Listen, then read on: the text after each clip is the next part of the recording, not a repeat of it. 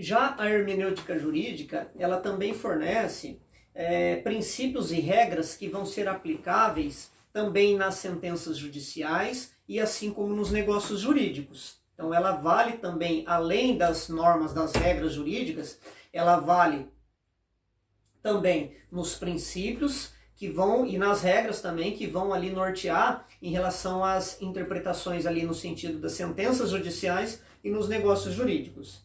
E aí então, costuma-se afirmar que a lei, nesse sentido, ela é mais sábia do que o próprio legislador, porque ela prevê, a lei, ela prevê muito mais do que o autor da lei, do que aquele que elaborou a lei, poderia imaginar em um futuro.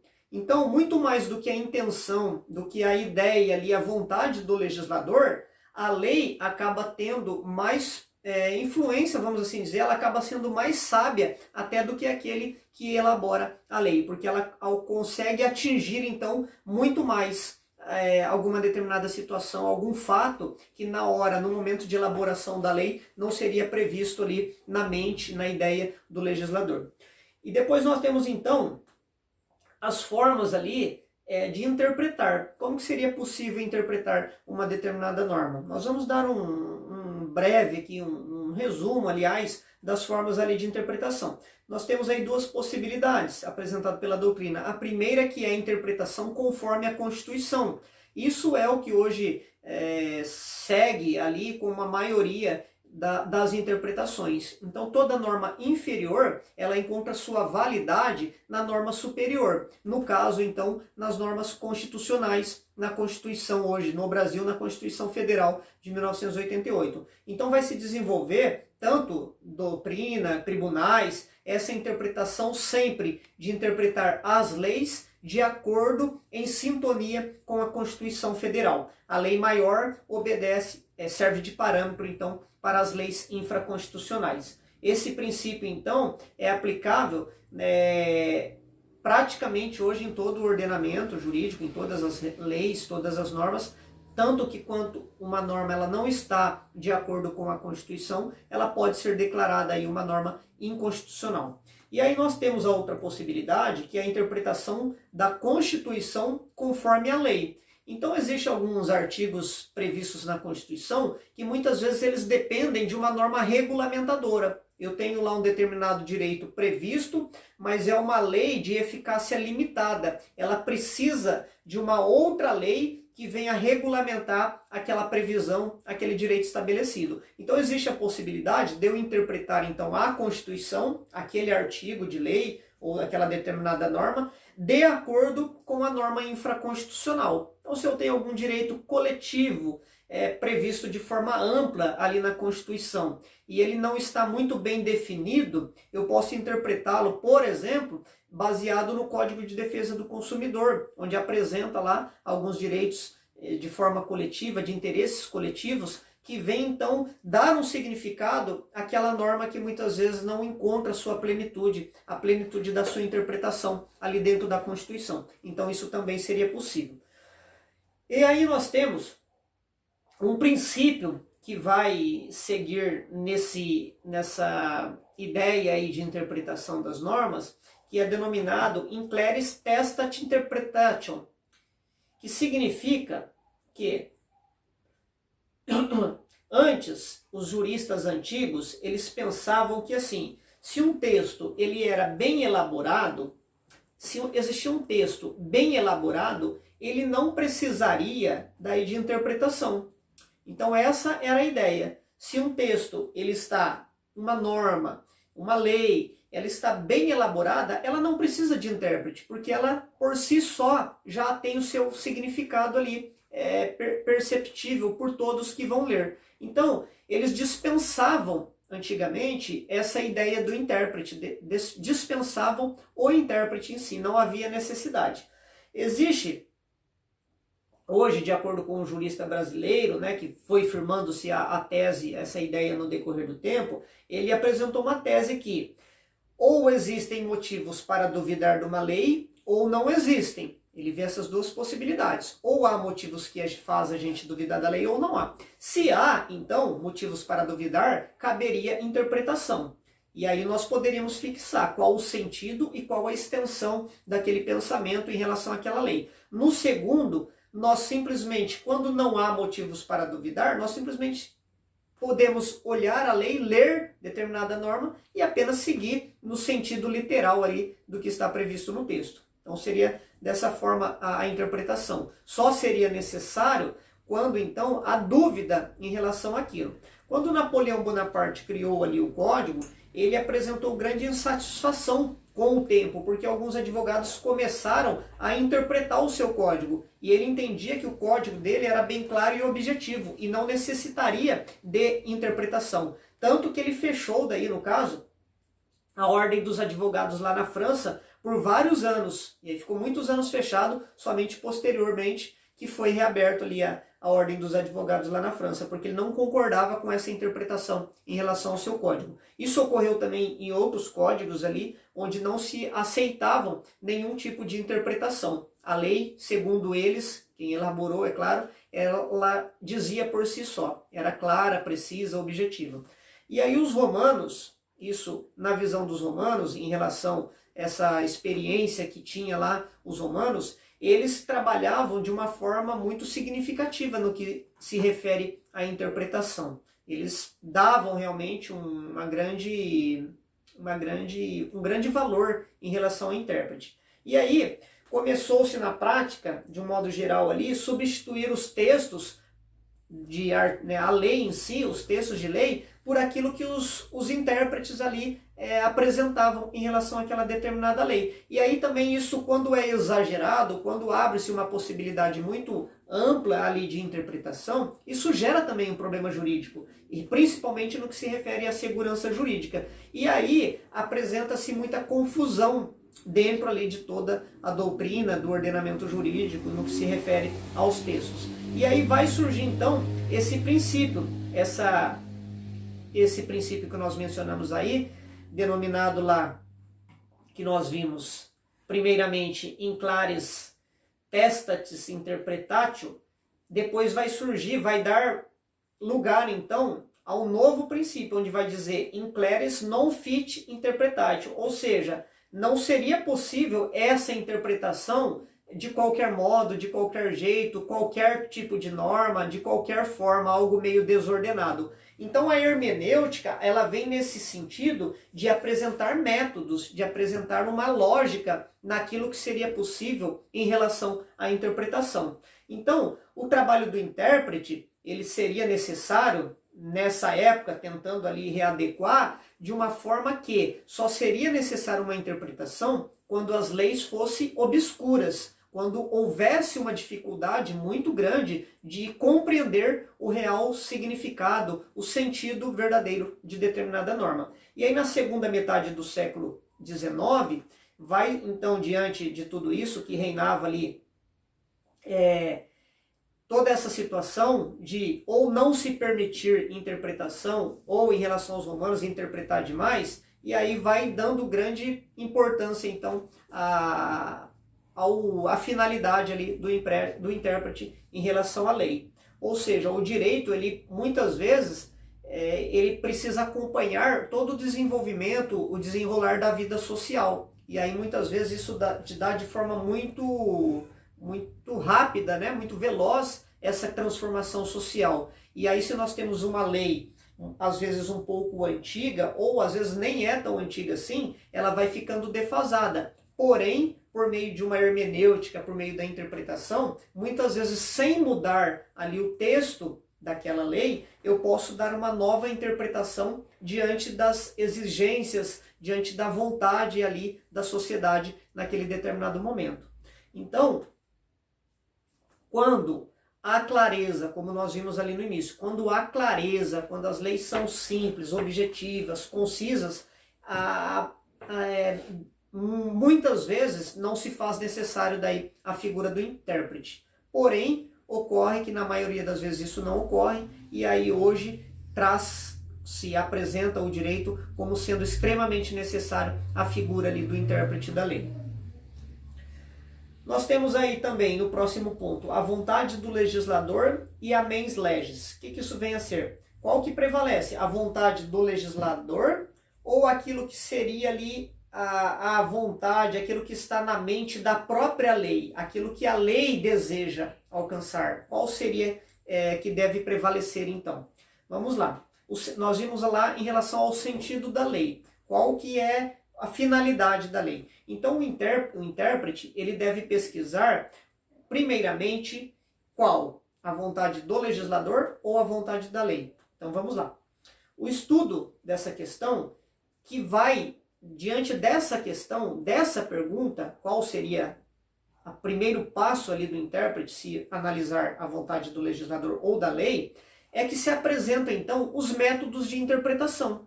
Aí aparecem na doutrina quais seriam as formas, quais seriam os métodos, como que se dá então a hermenêutica, os métodos de interpretação. Na antiguidade, a lei ela era apresentada, era tida como vontade dos deuses, ou seja, possuíam um valor sacramental e elas não poderiam ser alteradas, elas eram imutáveis, porque era uma obra divina e somente o divino poderia alterar. Para a solução, porque os fatos eles iam mudando, né? A sociedade ia evoluindo, novos fatos, novas situações, muitas vezes não previstas, não amparadas pela lei. Então essa solução se dava no momento em que ali os responsáveis, eles fraudavam a letra da lei. Eles buscavam ali alguns artifícios para poder fraudar aquilo que seria ali o real significado de uma determinada norma. E aí surge-se então duas teorias. Uma teoria subjetiva em relação à interpretação da lei e uma teoria objetiva. Essa teoria subjetiva, ela vai nascer lá na França após o Código de Napoleão. E aí, nessa teoria, ela vai entender que permaneceria, então, deve permanecer sempre a vontade do legislador. E aí, isso fica limitado ao texto, aquilo que está literalmente ali descrito no texto. Então, permanece, segundo a teoria subjetiva, a vontade do legislador. Qual que era a ideia, qual que era a vontade, a intenção do legislador em relação àquela norma. E aí essa atitude que foi assumida lá pelos franceses, porque consideravam, né, ao considerar o direito positivo, apenas o Código de Napoleão. E aí entenderam que esse código dele não apresentava lacunas. E aí, por si só, ele seria, então, infalível. Tá? Então, prevalece, então, a vontade do legislador na teoria subjetiva. Então, essa técnica de revelação da vontade do legislador, você analisa somente o significado ali das palavras, comparando o texto ali e simplesmente com as situações, com os fatos, evitando assim contradição. Então, pela própria gramática, por tudo aquilo que está escrito ali dentro, ali no texto em si, você consegue então, fica evidente qual seria o pensamento, qual seria a vontade ali do legislador. E aí não seria necessário, não cabe, portanto, qualquer interpretação em outro sentido. Admite-se nesse momento ali a pesquisa apenas de elementos históricos no momento de elaboração daquela lei, e aí permite-se ainda que possa se recorrer a obras doutrinárias no qual aquele legislador que editou uma determinada norma se amparou. Então, sempre baseado na vontade do próprio legislador. Já a teoria objetiva, ela supera então essa fase do codicismo, dos códigos, e aí ela vai aperfeiçoar então esse processo aí de interpretação, essa teoria de interpretação. E ela então vai levar o intérprete a compreender qual é a vontade da lei. Ela abre mão então da vontade do legislador para buscar compreender qual é a vontade da lei. O que a lei realmente deseja. E aí surge, a partir da escola histórica, essa concepção evolutiva do direito, para construir uma teoria moderna no que se refere aí à interpretação. Temos Savigny como um dos expoentes aí dessa escola, e aí, segundo ele, a lei não seria produto de uma só vontade. Então a lei, ela não é vontade do legislador, mas ela é uma vontade social, ela é um querer da sociedade. Portanto, o legislador, ele não cria a lei a partir do seu próprio intelecto, mas ele vai formular uma lei de acordo com uma organização. Qual organização? A sociedade. O que a sociedade propõe naquele determinado momento em relação a determinada matéria. Então, segundo ele, essa teoria objetiva, ela não vai determinar os planos do legislador, mas sim os desejos da própria sociedade. Então ela deixa de lado o legislador para ver qual o significado realmente que muitas vezes está implícito dentro daquela norma. Ou seja, às vezes eu não consigo, não está expresso ali de forma escrita, evidente e assim por diante. A teoria subjetiva, ela também tem uma dificuldade quando nós estamos falando de um regime democrático, onde envolve então essa participação aí popular, esse desejo, esse anseio da sociedade.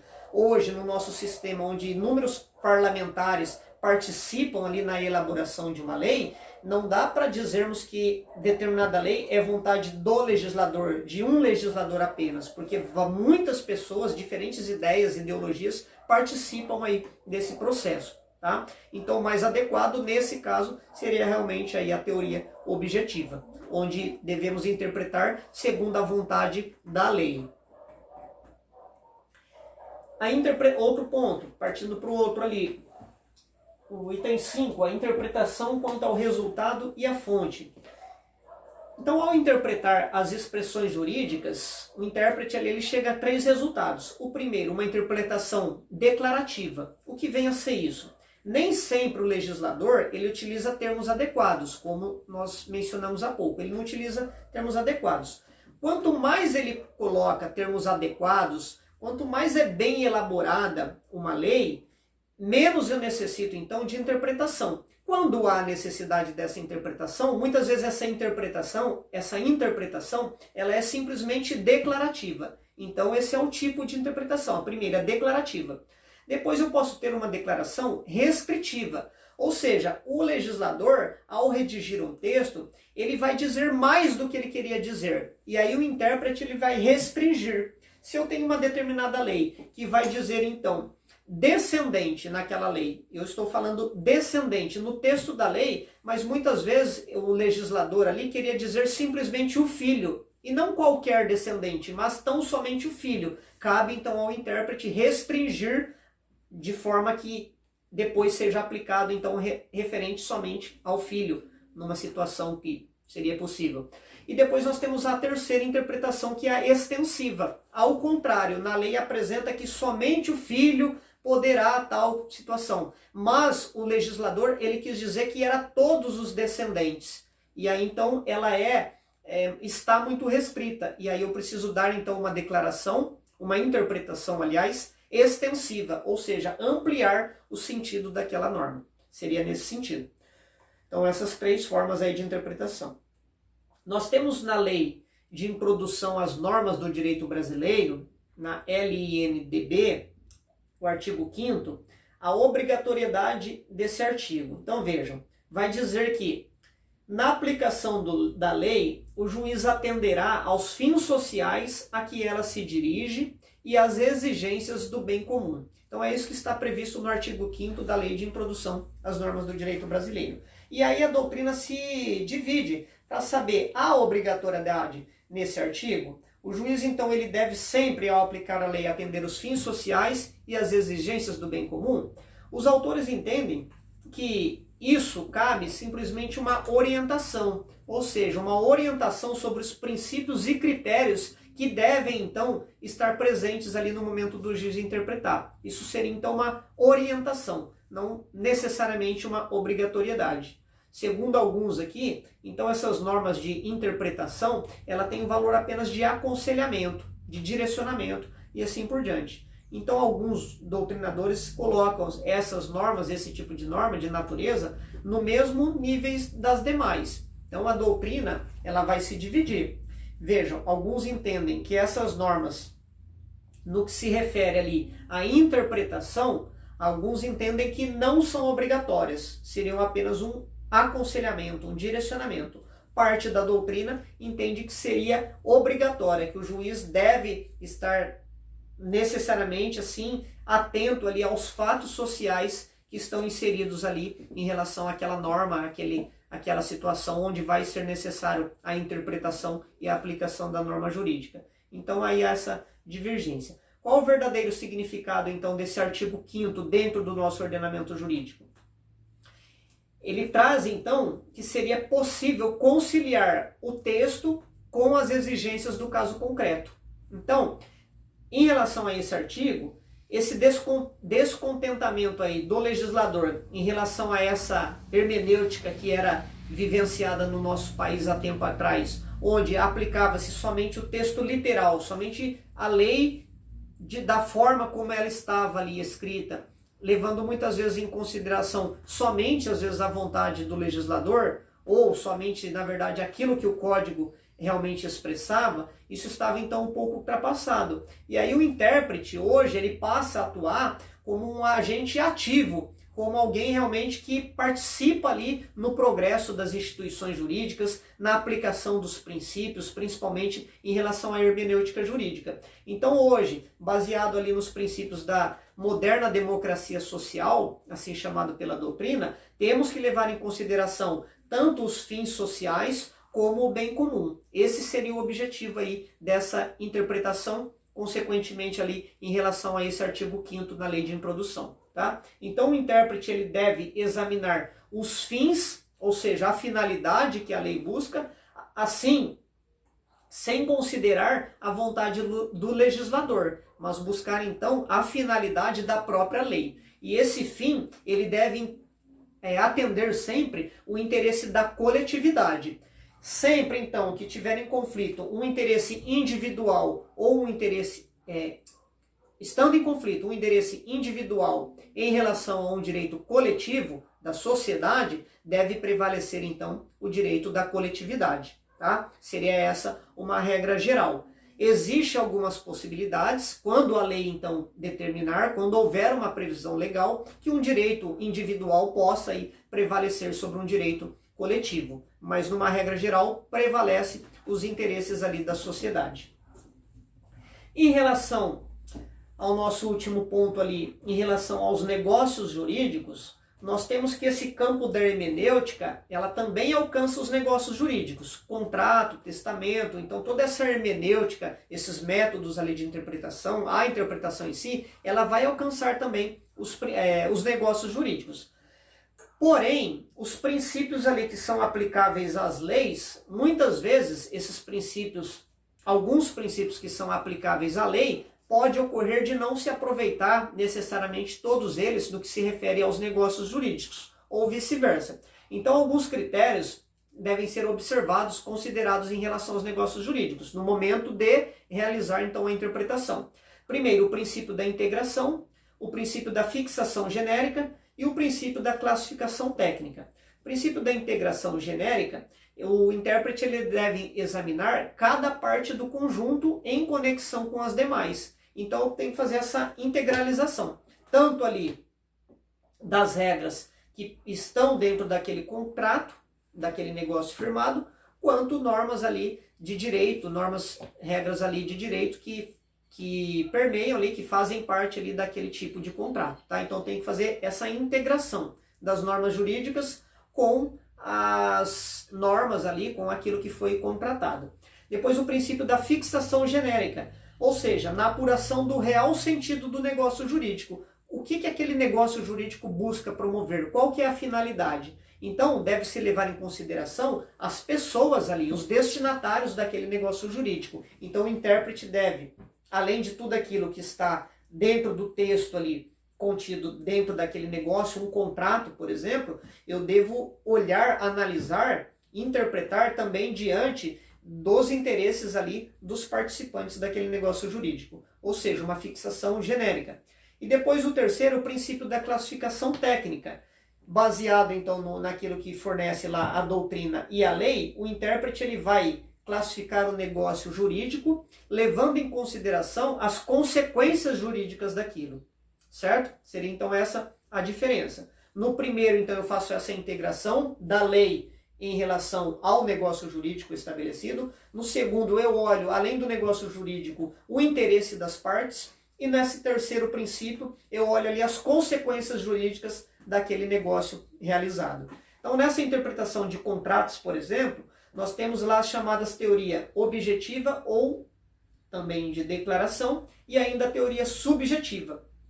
Em relação ao contrato, o contrato, nós temos aqui no Brasil que o contrato ele faz lei entre as partes, ou seja, os contratos eles devem ser cumpridos. Então eu tenho algo ali objetivo. tá? É uma teoria, aplica-se então a teoria objetiva. E diante dessa interpretação objetiva, eu não levo em conta ali o que pensa o legislador, qual que é a intenção do legislador, certo? Eu levo em consideração aquilo que a lei prevê, aquilo que está estipulado na lei. Para a teoria subjetiva, o intérprete, em relação aqui aos negócios jurídicos, quando nós falamos de contrato, em relação a essas teorias que vão definir, nós temos aí a teoria subjetiva, que vai dizer que eu devo levar em consideração a vontade das partes, a intenção das partes. Seria analisado dessa forma também, para eu poder interpretar aquele negócio jurídico realizado entre ambos. Então nós temos aí no Brasil, na verdade, seguindo a doutrina, baseado no que nós temos previsto lá no artigo 112 do Código Civil de 2002, vai consagrar a teoria subjetiva. Nós vamos consagrar a teoria subjetiva em relação a isso, nesse artigo, tá? Ó, nas declarações de vontade, se atenderá mais à intenção nelas consubstanciadas do que ao sentido literal da linguagem. Então isso nós temos uma previsão lá no artigo 112, onde apresenta então aí essa teoria subjetiva em relação ao negócio. No nosso sistema, baseado ali no Código de 1916, o nosso sistema ficou ali apresentado, na verdade, as duas teorias, ou seja, seria uma concepção eclética de que aquilo que nós vimos aqui anteriormente, os contratos, então, o contrato ele faz lei entre as partes, então de forma objetiva, aquilo que foi pactuado entre as partes, ele deve ser definido e seguido conforme prevê a lei, então, de forma objetiva, porém existe a possibilidade também de, numa interpretação, adotar-se essa teoria subjetiva, levando ainda em consideração o que as partes tinham como intenção, qual seria o desejo ali das partes em relação àquilo. E aí então, com essa inovação hermenêutica, vai se apresentar aí no artigo 113, na sequência ali do 112, no 113, determinou a interpretação do negócio jurídico de acordo com o princípio de boa-fé objetiva, ou seja, em conformidade aí com critérios de lealdade e honestidade. Então, apesar de haver essa previsão ali no 112 da teoria subjetiva, a intenção das partes, da mesma forma, na sequência, o legislador vai apresentar que, na realização ali dos negócios jurídicos, eu preciso sempre estar baseado ali em princípio de boa-fé objetiva. Boa-fé objetiva. Lealdade e honestidade. Então, conferir assim a um juiz, quando vai verificar a vontade ali das partes, ele pode principalmente buscar ali de forma ali ponderada uma interpretação que seja analisada então tanto em relação à teoria objetiva, que o contrato então faz lei entre as partes, assim como a teoria subjetiva, buscando então analisar qual que é a intenção daqueles que assim o contrataram. Seria isso então finalizando o nosso tema de hoje. Em relação à hermenêutica e à interpretação do direito, nós fechamos todos os pontos por aqui. Daremos continuidade na nossa próxima aula.